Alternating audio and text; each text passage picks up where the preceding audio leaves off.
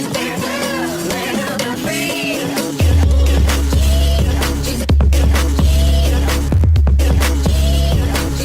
budaya yang kalian sebut-sebut tarim kota suci itu kota tai. Kalau memang kota suci, di mana di sana semua orang berdoa pasti mustajab. Ya balik ke sana, nggak usah di sini.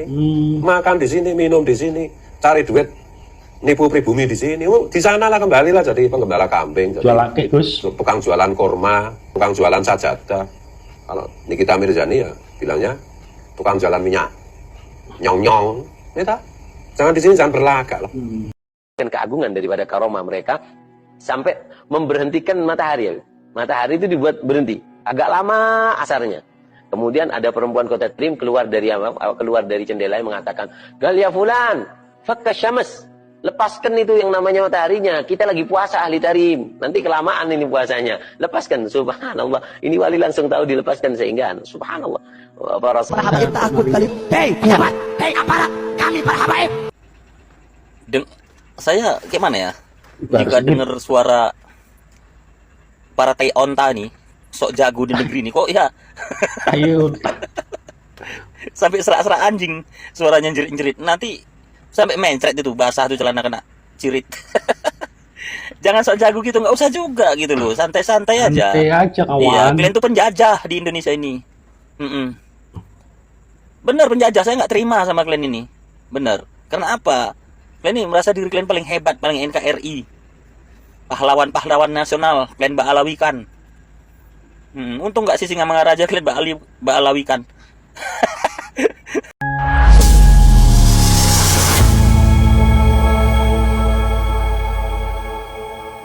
Assalamualaikum warahmatullahi wabarakatuh. Jumpa lagi dengan Arman Al-Fatih. Apa kabar teman-teman semua dimanapun anda berada? Semoga selalu dalam lindungan Allah Subhanahu Wa Taala. Amin amin ya rabbal alamin. Terbongkarnya nasabah Alawi yang tidak tersambung kepada baginda Nabi besar Muhammad SAW berkat tesis Kiai Haji Madin Usman Al-Bantani membuat para warga pribumi serta masyarakat Indonesia tersadarkan dan mencar habis-habisan para klan Ba'alawi yang selama ini menggerogoti warga pribumi dengan doktrin dan dongeng khurafat yang mereka berikan. Di video kali ini kita akan menyaksikan beberapa komentar dari para netizen tentang adanya klan Ba'alawi yang ada di Indonesia. Seperti apa, kita simak videonya.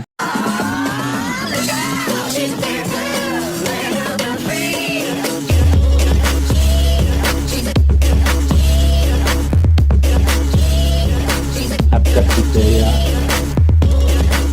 Yang kalian sebut-sebut tarim kota suci itu kota tai. Kalau memang kota suci, di mana di sana semua orang berdoa pasti mustajab. Ya balik ke sana, nggak usah di sini. Makan di sini, minum di sini, cari duit, nipu pribumi di sini. Di sana lah kembalilah jadi penggembala kambing, jadi jualan Gus, tukang jualan kurma, tukang jualan sajadah. Kalau Nikita Mirzani ya bilangnya tukang jualan minyak, nyong-nyong. Ya, jangan di sini, jangan berlagak lah. Jangan sok-sokan mau bikin dosa. Kan agendanya satu aja, mau bikin khilafah kan. Kemarin sampean mungkin banyak dipercayai oleh publik. Karena publik mengira sampean keturunan Rasulullah. Nah sekarang terbukti dari perspektif manapun sampean tuh mustahil keturunan Rasulullah. mustahil. Beb, kamu gimana, Beb? Sejarah Indonesia kau belokkan, nggak karu-karuan. Ya Pak Desogol. Katanya bendera merah putih atas inisiatif Habib. Pahlawan Imam Bonjol katanya Habib. Kuburan-kuburan kau palsukan. Gimana sih lo? Ingat, Kasih tahu Pak D. nanti kalau aku turun marah, habis riwayat lu. Dikit Pak D. Ingat. Oke. Oke. Hai Bahar, siapa datuk kamu? Oh Bahar, ditanya Kamu Bahar. belum tahu datuknya orang pribumi. Datuk Maringgi. Para habaib takut kali. Hei pejabat, hei aparat, kami para habaib. Saya gimana ya? Bahar Jika sini. dengar suara para tai onta nih, sok jago di negeri ini kok ya. ayo Sampai serak-serak anjing suaranya jerit-jerit. Nanti sampai mencret itu basah tuh celana kena cirit. Jangan sok jago gitu, nggak usah juga gitu loh. Santai-santai aja. santai aja kawan. Iya, kalian tuh penjajah di Indonesia ini. Bener penjajah, saya nggak terima sama kalian ini. Bener. Karena apa? Kalian ini merasa diri kalian paling hebat, paling NKRI. pahlawan-pahlawan nasional klan Ba'alawikan. Untung nggak si Singamangaraja klan Ba'alawikan. Marah orang Sumatera. Iya. Di Pulau Jawa sana, Makassar, Kalimantan itu suka-suka kalian lah klan Ba'alawikan. Tapi jelas juga saja kami tidak terima anak bangsa ini gitu loh. Iya, kok merasa hebat sekali, jerat-jerit sampai mencret gitu. Ya, kalau penjajah aja lah. Iya. Semua klan Ba'alawikan. Ada kuburan tai gajah, klan Patok kasih nama. Ya, ini nenek moyang kalian. Ada muntahan biawa, klan Patok, klan Ba'alawikan, kuburan nenek moyang kalian. Gundukan rayap juga. Iya, salam orang-orang ini. Udahlah, jangan jerak-jerik gitu, nggak enak didengar. Kalau mau berantem aja gitu, jumpai siapa yang kamu nggak suka gitu. One day one kayak gitu, nggak usah jerak-jerik di medsos. Ujung-ujungnya kami anak bangsa yang berseteru. Memang tukang adu domba. Ya oke lah, salam logika. Cobalah anak bangsa, mari kita bersatu. Ini penjajah-penjajah yang melabelkan agama ini, marilah kita pakum saja orang ini. Artinya dipakum itu bukan berarti kita bunuh atau kita apa. Setidaknya ya kita beri arahan lah supaya mereka itu berhenti untuk menjajah NKRI begitu loh. Jangan salah paham, pakum nanti dipateni pula mati, urusan ke hukum lagi. Ya oke. Salam logika dari saya. Satu tarikan nafas bisa digunakan untuk membaca Ya Latif sebanyak 1000 kali. 1 kali tarik nafas Assalamualaikum. bisa dipakai untuk 1000. Saudaraku, kaum muhibinnya para habaib, tolong berpikir cerdas. Tolong berpikir cerdas. Ya, sampai itu saudara saya. Tolong berpikir cerdas, jangan sampai mudah dibohongi. Ya, tolong berpikir cerdas. Pemberian Allah yang namanya pikiran kita gunakan dengan baik. Jangan hanya ikut-ikut yang sehingga menjadikan kita bodoh. Ya, tolong sekali lagi teman-temanku muhibinnya para habaib. Sampai niku saudaraku, temanku, sedulurku. Ayo kita berpikir cerdas. Berpikir cerdas. Saudaraku, ini demi kita, demi anak kita, demi anak cucu kita. Oke? Iki wong Kediri. Assalamualaikum warahmatullahi wabarakatuh. Woi Drun, Drun, gobloknya minta ampun lu Drun. Waalaikumsalam. Emang Habib gak ada yang korupsi katanya. Tapi dia menindas Muhibin. Belum menjabat dia udah mintain duit ke orang-orang. Belum menjabat udah mintain tanah ke orang-orang. Belum menjabat udah minta istri Muhibin. Lu tuh gak mikir gobloknya ya. Goblok aja mau ngikut-ngikutin mereka itu. Ya. Sekarang kalau dia udah menjabat itu lebih parah, tau nggak? Makanya aku bilang Pak Prabowo supaya jangan masukin orang-orang itu ke dalam kabinet ataupun ke dalam kementerian ya. Jangan sampai bahaya orang-orang kayak gitu. Belum punya kekuasaan kayak gitu. Maling, nipu-nipu orang, ngebohong-bohongin orang. Air minum aqua, belinya cuma 2.000, dijualnya 200. Itu apa lebih nggak parah itu. Udah tahu kata Muhibinnya melarat, susah. Dia bikin tambah susah lagi kan. Goblok orang kayak gitu tuh. Benar, keterlaluan bener ya. Ke Madura untuk mempersunting orang menjadikan istri ketiganya, ya. Alhamdulillah. Ketika otoritas terkait baik internal eksternal mati suri, tidak berdaya menghadapi Ba'alawi. Atas izin Allah, satu persatu terurai kebiadaban akan daripada Bani Lawi. Lihat video tersebut. Nangis saya lihat. Keluarga diterlantarkan, ditinggal ngecot sana, ngecot sini, cot sana tinggal, cot sini tinggal. Lihat itu.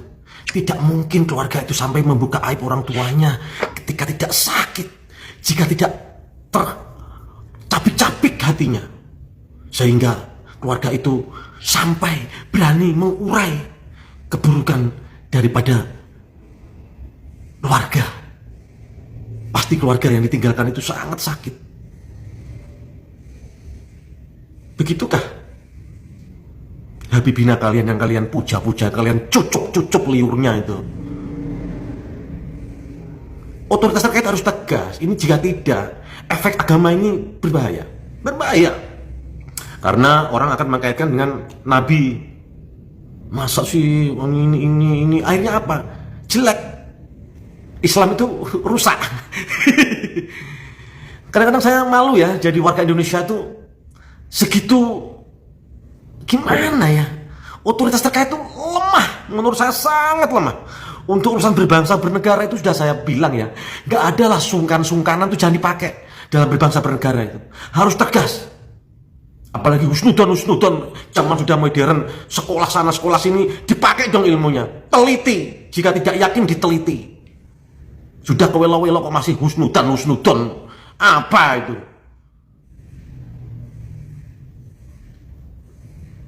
Berkembang, pola pikir itu harus berkembang. Zaman dulu di pengadilan harus ada saksi minimal 4 orang gini-gini. Zaman sekarang ada kata nggak ada saksi tapi ada video. Cukup dengan video itu loh. Ini loh. Ayo segera para bangsa mulai berpikir yang cerdas. Sudahi dogma-dogma kualat-kualat itu nggak ada. Itu hanya diciptakan agar kalian itu menyucuk. Agar kalian menyucuk. Sejatinya bertuhan itu tidak serumit beragama. Sekian dari saya. Lanjutkan wahai para kesatria Nusantara untuk terus mengedukasi segenap anak bangsa. Luruskan semuanya ini agar kesucian Nabi terjaga. Wassalamualaikum warahmatullahi wabarakatuh. Salam NKRI. Nabi Muhammad Al-Masyhur seringkali bermusyawarah dengan Allah.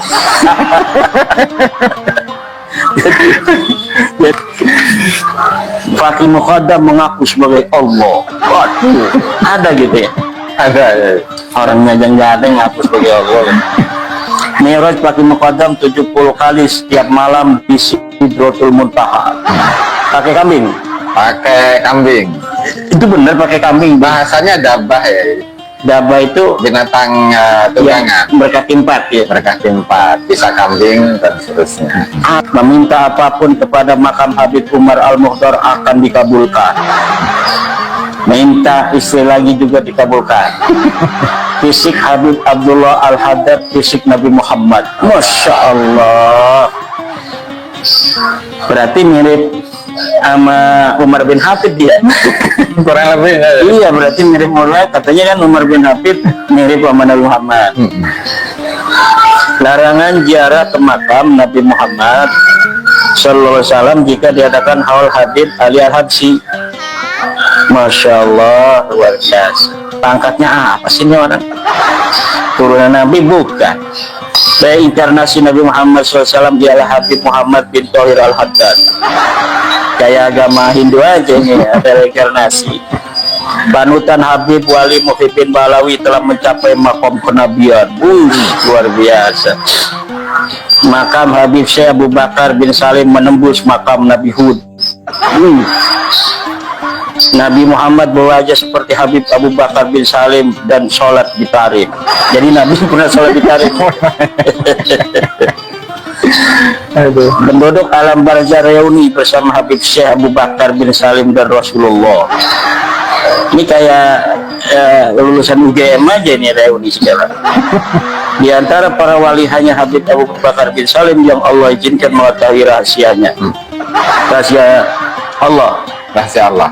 Nabi Muhammad pun enggak. Jadi dia melebihi Nabi Muhammad kalau gitu ya. Pasti ya. Sebelum kata ada itu ada, Habib Abu Bakar bin Salim sudah ada. Sebelum kata ada itu ada, Habib Abu Bakar bin Salim sudah ada. Itu kan Allah ya. Berarti dia adalah sang ada. Sebelum semua ada. Betul. Sedangkan Allah itu ada. Maha ada. Berarti dia ada sebelum Allah. Berarti dia bukan makhluk Allah. Sang pencipta mungkin. Kecuali dia mengaku Allah. Luar biasa ya. Ajaran begini kok ada yang percaya ya. Atau apa dari Habibnya sampai yang bukan Habibnya membahas semua tentang perhabiban. Karena ada dari Pak Hasmid yang dia gila Habib tapi nggak sudah melayak Habib, dengan melontarkan sikap-sikap mengatakan barang siapa yang nggak cinta kepada turunan Nabi masuk neraka. Itu yang dimaksud itu ahli bait bukan Bahar. Kalau cinta sama Bahar masuk neraka, mendingan saya masuk neraka. Masa saya nyuntain orang bego? Beliau melakukan penelitian dengan DNA, dengan literatur lama, ternyata kesimpulan dia bukan saya nih, kesimpulan dia bahwa nasab Ba'alwi yang menurunkan Habib-Habib di Nusantara ini putus, bukan nasab Rasulullah, bukan. Karena Ahmad Al-Muhajir bin Isa bin Naqib bin Ali Uraidi bin Ja'far Sadiq bin Muhammad Baqir bin Zainuddin bin Husain bin Ali bin Abi Thalib tidak punya anak namanya Ubaidillah. Tidak punya anak namanya Ubaidillah. Sedangkan dalam silsilah habaib di sini semua berakhir pada Ubaidillah bin Ahmad Muhajir. Kecuali itu kata Imam, kecuali kalau ada bukti nyata pendapat saya ini salah. Sampai sekarang belum ada. Hanya emosi, hanya marah-marah gitu aja. Tapi secara ilmiah belum ada yang mampu menjawab pendapatnya Imam dengan ilmiah. Metode riset, metode DNA belum ada sampai sekarang. Ada yang mengatakan Kiai Imad itu PKI gitu. Ada yang mengatakan Kiai Imad itu agen asing gitu. Saya jadi bingung, makanya saya bertanya. Ya, saya bertanya bingung. Apakah Kiai Imad itu dajjal? Benarkah Kiai Imad itu dajjal seperti yang difatwakan oleh Al-Habib Muhdor ya, yang ada di Tanggul? Ini semua karangan-karangan Dajjal Imaduddin dan pengikut-pengikutnya.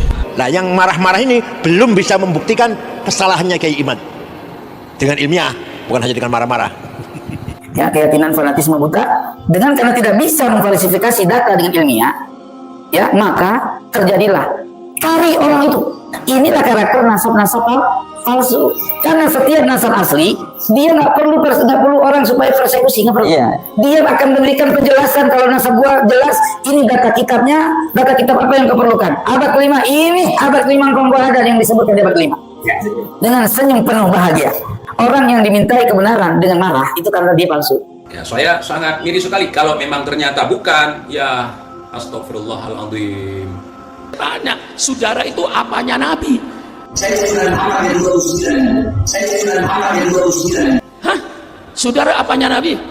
Habib Ali, saya punya abah, merupakan keturunan ke-33 dari Nabi Muhammad SAW. Yang benar anak 38. Pamannya Nabi masuk neraka. Namanya Abu Jahal dan Abu Lahab. Seorang cucu Nabi Muhammad SAW, seorang yang alim, seorang ulama, berani-beraninya mengatakan bahwa umatnya Nabi Muhammad SAW sebagai dajjal. Ana tidak percaya ada orang setega itu terhadap umat Nabi Muhammad. Nah, kemudian saudara Habib Hanif, saya punya menantu, datang, Pak, ini bagaimana, Pak? Mereka udah nantang debat. Saya katakan, datang, lawan mereka, debat mereka dengan ilmu dan adab, debat. Datang Habib Hanif ke Banten, saudara. Kesarang dia orang. Habib Hanif udah datang bawa kitab, bawa ilmu. Si kunyuk nggak datang. Logonya nantang debat. Saudara kayak dia yang punya ilmu, lu ngaji di mana? Ngaji di kandang kebo. Seorang ulama itu mulutnya nggak ngember, asal bacot. Itu nggak, bacotannya baru keluar setelah dipikir. Kalau kata Qala Habibana Muhammad Rizik bin Husain bin Syihab, seorang manusia yang cerdas itu, seorang manusia yang beriman itu, sebelum ngomong dia berpikir. Bukan berpikir dulu baru ngomong. Saudara kayak dia yang punya ilmu, lu ngaji di mana? Ngaji di kandang kebo. Jadi kalau misalnya Kiai Imad itu tesisnya memang tidak bisa dipercaya, kalau memang tesisnya itu nggak benar karena dia seorang dajjal, karena dia seorang santri kandang kebo, nah giliran ditanyai dalil nanti bingung. Jadi kelompok Simat ini entah cuma berapa ekor gitu sama pendukungnya, seperti saudara. Senjata mereka aja sederhana, tes DNA, lalu bilang budak Habib, budak Yaman, dan bilang ya Habib Yahudi. Senjata mereka hanya itu saja. Gitu. Kebayang gitu kan, yang Islam KTP bodoh tolol gitu kan, yang memang otaknya saya juga nggak tahu entah asli otak manusia, entah ada campuran cangkok dengan babi, dan kayaknya memang mereka kayaknya terbuat dari tanah sengketa kayaknya, entah tanah longsor gitu kan. Ya wajar kalau otaknya ya seperti itu, saudara. Makanya kami menuntut bahwa kau tes DNA supaya tahu kau benar-benar cucu Kanjeng Nabi Muhammad atau tidak. Kalau memang kau cucu Kanjeng Nabi Muhammad, ya nggak apa-apa kau mengatakan seperti itu gitu. Kami rela didiskriminasi. Tetapi masalahnya kan nggak ada buktinya bahwa kau itu cucu Kanjeng Nabi Muhammad. Nah, salah satu pembuktiannya adalah melalui tes DNA. Nasab Ba'alawi referensinya banyak dari Wahabi. Aduh, ya Allah, apa yang diomongan oleh si Iman itu udah dari dulu ada di Google gitu kan. Si Iman itu telat gitu kan, kalau di sono, di luar negeri, di Timur Tengah udah banyak yang ngobrolin bilang Ba'alawi itu bukan keturunan Rasulullah, banyak. Telat, apalagi pendukungnya tuh. Coba dijawab. Kita ini sama-sama muhibbin nih. Kita berpandangan objektif.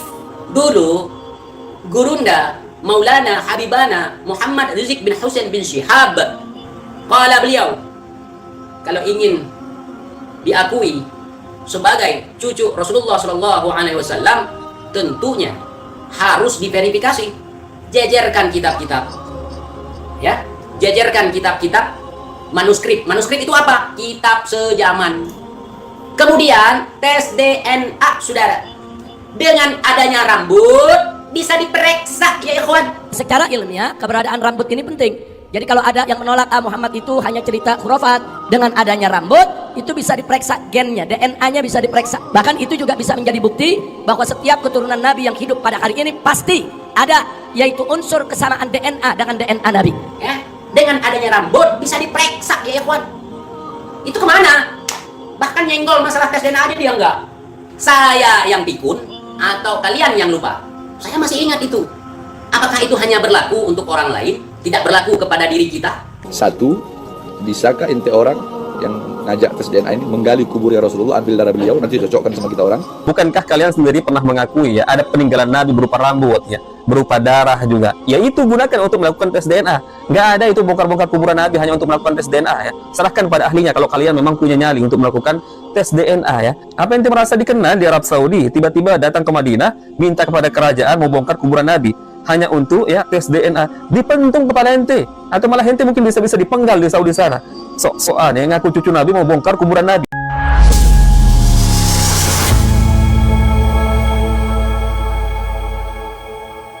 Itulah tadi beberapa komentar para netizen tentang klan Ba'alawi yang ada di Indonesia. Kini berkat tesis Kiai Haji Ahmad Usman Al-Bantani, semua tercerahkan dan menyadari bahwa mereka bukan dzurriyyah Rasulullah SAW.